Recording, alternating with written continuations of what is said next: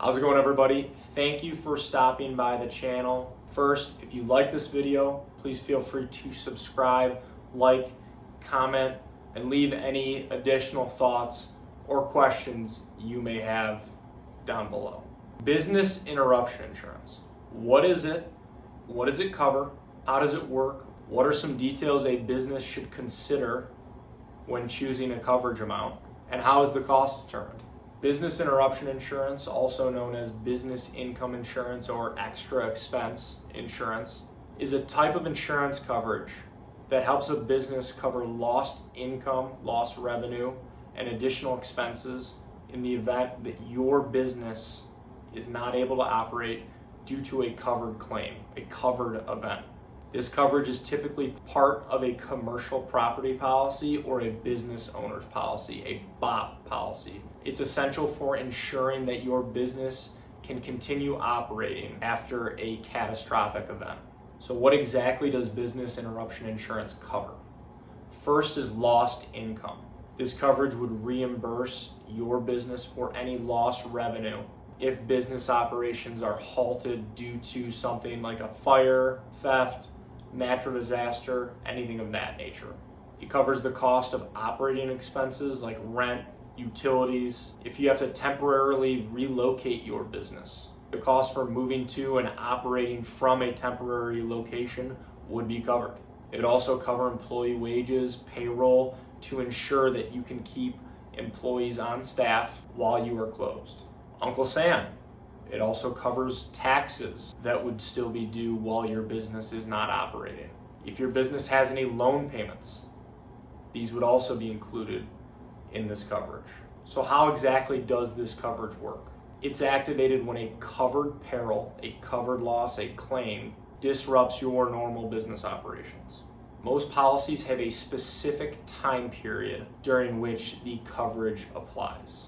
This will often be from the date of the event and last until the damaged property is physically repaired and returned to that pre-disaster, pre-claim condition. The deductible for this coverage is a waiting period, and this can range from 24 to 72 hours, and some companies do offer no waiting period at all, depending on your type of business.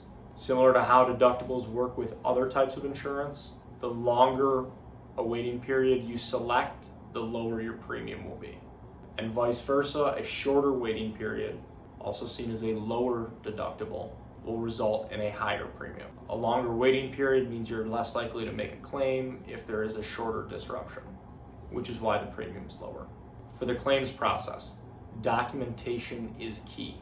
The insurance company is going to require documentation of income, expenses, everything of that nature for your business, so they can compare from previous years and months to make sure the estimates are accurate. And oftentimes when you are looking to get this coverage in place or maybe increase the limit that you have now, the insurance company may require you to fill out what's called a business income worksheet. And this will help determine the correct coverage limit to select. So what are some specific coverage considerations? A general business needs assessment. So when you are selecting a deductible and the coverage limit, make sure your business is assessing its ability to withstand a temporary closure.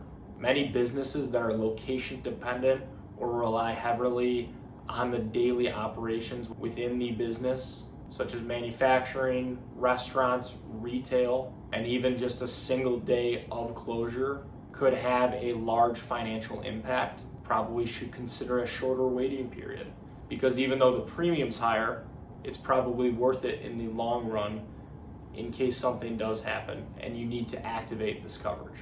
Another important thing to consider, the length of time for which benefits are paid. It's critical to realistically estimate how long it would take to recover from a major incident. Look at examples from your industry, maybe competitors either locally, see how they might have handled this claim and how long it actually took to get back up to speed. With construction times lately, it may take your business longer than it used to get back up to speed if there is a major incident, such as a fire or natural disaster. This takes us to exclusions. What is excluded in this coverage? The most common type of exclusion that became very popular in recent years to bring up, and there were multiple lawsuits all across the country for this, is that there's an exclusion for pandemics and infectious diseases. COVID-19, again, brought this to light, but understand that there is an exclusion for that in most policies. So how is the cost determined? First is going to be business size and industry. Larger businesses or businesses in higher risk industries will typically face higher premiums. Location. Areas that are prone to natural disasters are going to see higher costs. Revenue. Businesses with higher revenue are most likely going to pay more because they're going to require more coverage. Again, this is dependent on the type of business, because some businesses may be able to be operational without their location for a temporary period of time.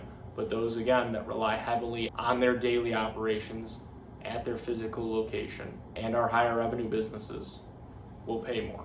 And then coverage details, the waiting periods you select, the coverage limit that you choose, all go into determining your premium.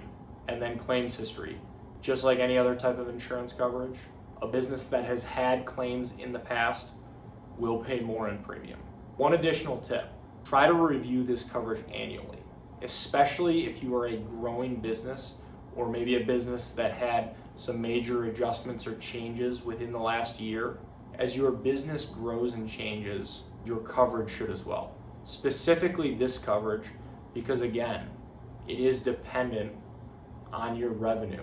As your business grows and goes through any changes, this coverage is probably going to be one of the more critical ones to review annually, because it is such a critical component of keeping your business operational if something catastrophic occurs.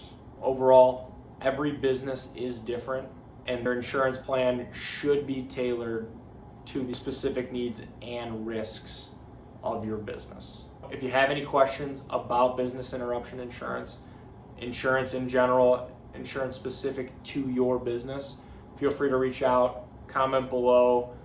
My info should be below as well. Would love to see if it is something that we could potentially help out with. Thanks a lot.